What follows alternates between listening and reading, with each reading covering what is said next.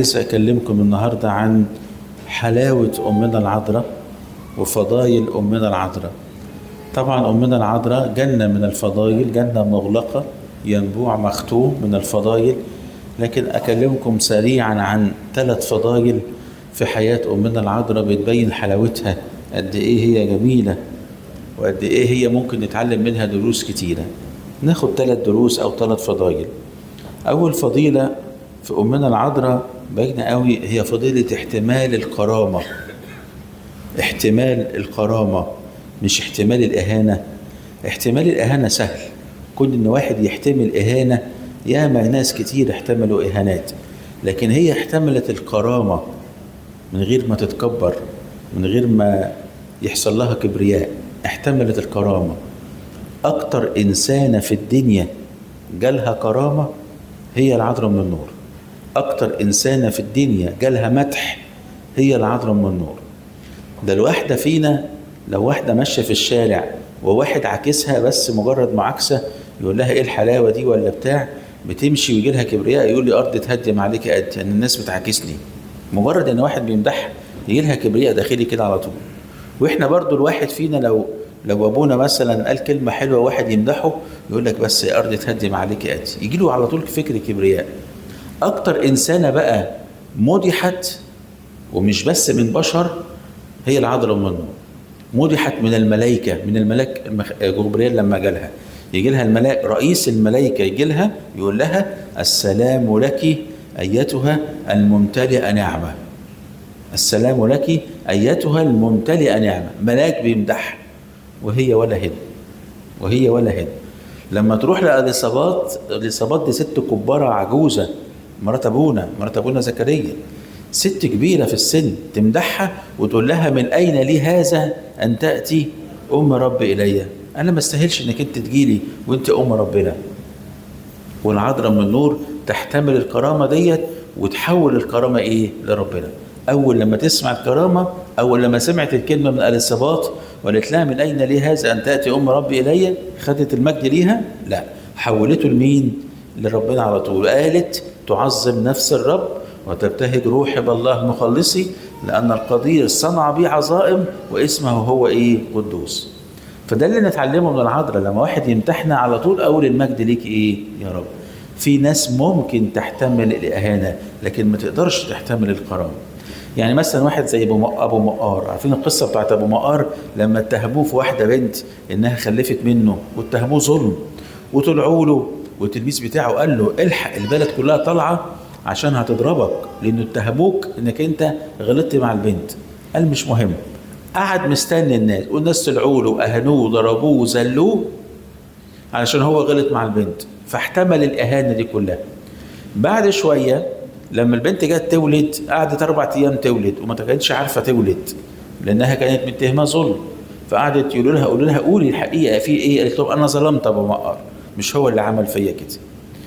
فالبلد كلها طلعت بقى المرة دي علشان إيه؟ تعتذر لأبو مقار وتمدحه. وتلميذه قال له الحق البلد كلها طالعة علشان المرة دي بقى إيه؟ تعتذر لك. خد بعضه ومشي، خد بعضه وجري. طب ليه؟ ما أنت لما قال لك هيطلعوا يهنوك استنيت. قال له أنا أحتمل الإهانة لكن ما أقدرش أحتمل الكرامة، هقع في الكبرياء، هقع في الكبرياء، ما أقدرش أحتمل الكرامة. ومن العذراء بقى احتملت الكرامة دون أن تضع أو أن تقع في الإيه؟ في الكبرياء. واحدة زي القديسة أناسيمون الملكة الهبيلة، لما راحت الدير عملت نفسها هبلة، وكان كل الراهبات يهنوها ويذلوها ويضحكوا عليها. احتملت الإهانة كلها، الإهانات احتملتها. وأول لما ربنا أظهر نعمتها ومجدها وعظمتها خدت بعضها وجريت. الله، طب ما أنت احتملت الإهانة. قالت لا، أنا احتمل الإهانة لكن ما أقدرش أحتمل الكرامة، هقع في الكبرياء وهضيع، هقع في الكبرياء وأضيع. مين بقى اللي وقع في الكبرياء وما اداش المجد لربنا؟ واحد زي هيرودس الملك، لما قعد على الكرسي الملوكي وقعد يوعظ في الناس، فالناس قالوا له ايه؟ هذا صوت إله لا صوت إنسان. ساعتها هيرودس عمل ايه بقى؟ راح معدل اللياقة كده وقال بقى ايه؟ ايش يا ارض تهدم عليك قد الناس بتمدحني وبيقولوا عليا ايه بقى؟ ان انا إله. وتكبر جواه. يقول لك فضربه الدود وهو ايه؟ وهو حي. مات بالذل ده لأنه لم يعطي المجد لمين؟ لربنا. ومن العذراء بتقول لك لو انت خدت مجد من حد خدت شكر من حد، في حد مدح حد، على طول ادي المجد مين؟ ادي المجد لربنا، قول له المجد ليك يا رب، انت اللي اديتني يا رب. لو انت في شغلك وعملت فكره حلوه وحد قال لك ايه الفكره العبقريه دي؟ ايه يا عم الحلاوه دي؟ قول له لا، المجد ليك يا رب، انت اللي اديتني المخ وانت اللي اديتني الفكره. لو انت ماشيه في الشارع وحد عكسك وقال لك ايه الحلاوه دي وايه الجمال ده، ما تاخديش الكلام على بالك، وانت عملت ايه عشان تكوني جميله يعني؟ ما عملتيش حاجه، على طول ادي المجد لربنا وقول له المجد ليك يا رب. فاول فضيله هي فضيله احتمال الكرامه. الفضيله الثانيه لامنا العذراء هي فضيله التفكير في الاخرين. بتفكر في غيرها من غير ما حد يقول لها، بتفكر في غيرها. يعني لما راحت عرس قانا الجليل وبعدين حست ان الناس محتاسه وان في حركه كده غريبه، في ايه؟ حست ان الناس محتاسه، اصل الخمره ايه؟ خلصت، المشروب اللي بيقدموه خلص. فراحت على طول جريت للمسيح وقالت له الحق، الناس محتاسه، الحق شوف حل، ليس لهم خمر. طب وانت في حد دخلك؟ في حد قال لك حاجه؟ في قد حد قال لك احنا محتاجين حاجه؟ لا، ما حدش قال لي، بس انا حسيت بالناس، انا حسيت ان الناس محتاسه، حسيت ان الناس محتاجه من غير ما حد يقول لي. تشعر بالاخرين من غير ما حد يقول لها. مره تانية لما الملاك جالها وقال لها انت حامل، وفي نفس البشاره قال لها هوذا اليصابات نسيبتك هي ايضا حبلى. فقالت اليصابات حبلى؟ اليصابات دي عندها فوق 70 سنه، حبلى ازاي؟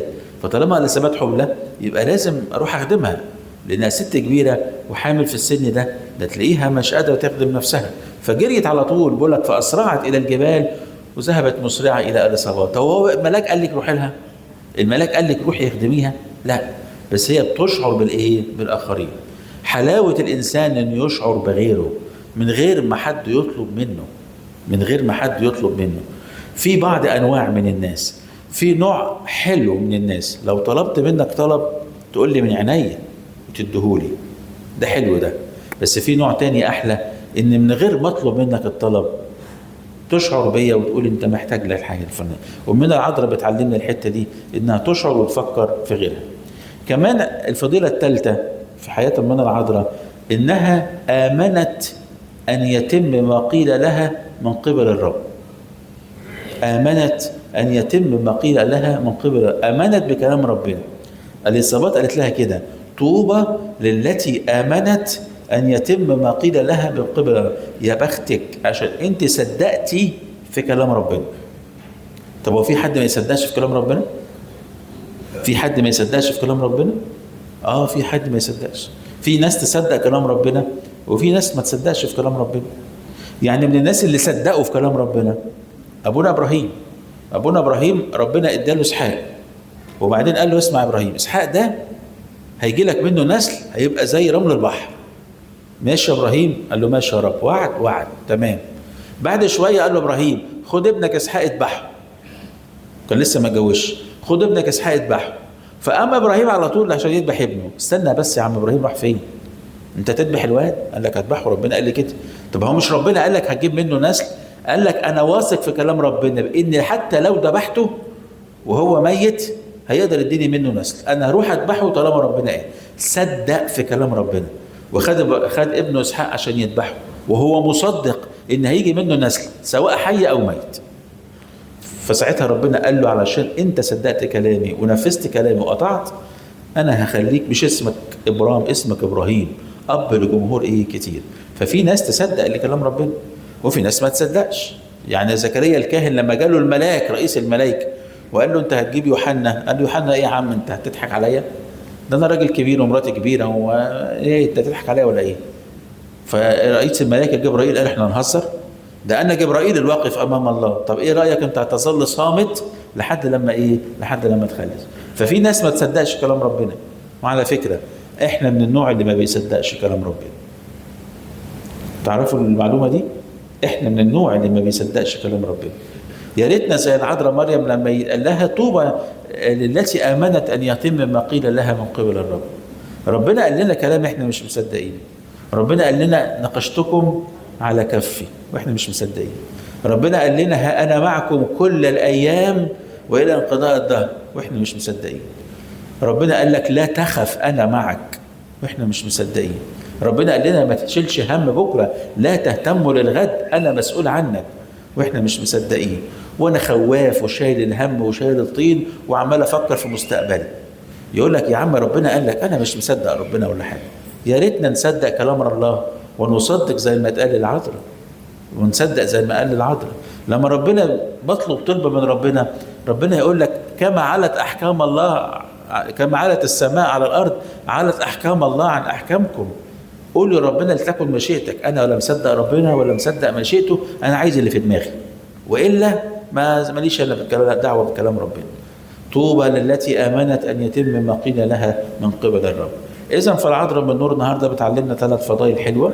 رقم 1 احتمال الكرامه، ورقم 2 انها تفكر في الاخرين، ورقم 3 انها تؤمن بما قيل لها من قبل الرب. تعالوا نحولهم ال3 فضائل دول ل3 تدريبات. تعالوا نحولهم ل3 تدريبات. التدريب الاولاني، دايما ادي المجد لربنا. دايما قول المجد ليك يا رب. دايما لما حد يمدحك تاخدش المدح لنفسك، على طول قول المجد ليك يا رب. نمرة 2، حاول تفكر في غيرك. حاول تبص قدامك.